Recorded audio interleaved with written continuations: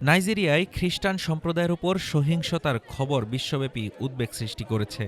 যুক্তরাষ্ট্রের president Donald Trump সম্প্রতি দেশটির উত্তরাঞ্চলে ইসলামিক স্টেটের সন্ত্রাসীদের নিশানা করে হামলার নির্দেশ দিয়েছেন। যুক্তরাষ্ট্রের ঘোষণা অনুযায়ী নাইজেরিয়ার উত্তরাঞ্চলে ইসলামিক স্টেটের সন্ত্রাসীরা মূলত খ্রিস্টান সম্প্রদায়কে লক্ষ্য করে হামলা চালাচ্ছে।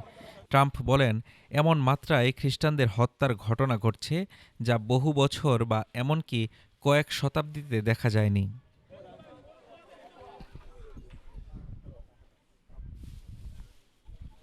যুক্তরাষ্ট্রের প্রতিরক্ষা বিভাগ জানিয়েছে, হামলাগুলো চালানোর ক্ষেত্রে নাইজেরিয়ার সরকারের সঙ্গে সমন্বয় ছিল। প্রতিরক্ষামন্ত্রী পিট হ্যাগসেথ সামাজিক যোগাযোগ মাধ্যমে লিখেছেন, আরও অভিযান আসছে।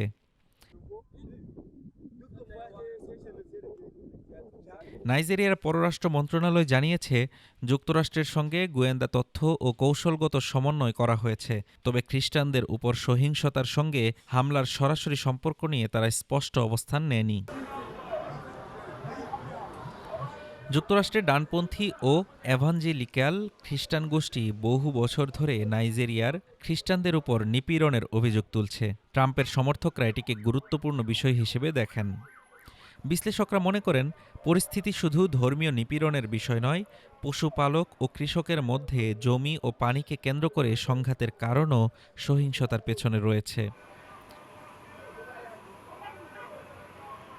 নাইজেরিয়ার প্রেসিডেন্ট বোলা টিনুবু বলেন, ধর্মীয় সহনশীলতা ও স্বাধীনতা আমাদের দেশের মৌলিক পরিচয়। সংবিধান অনুযায়ী সব ধর্মের নাগরিকের সুরক্ষা নিশ্চিত করা হয়েছে।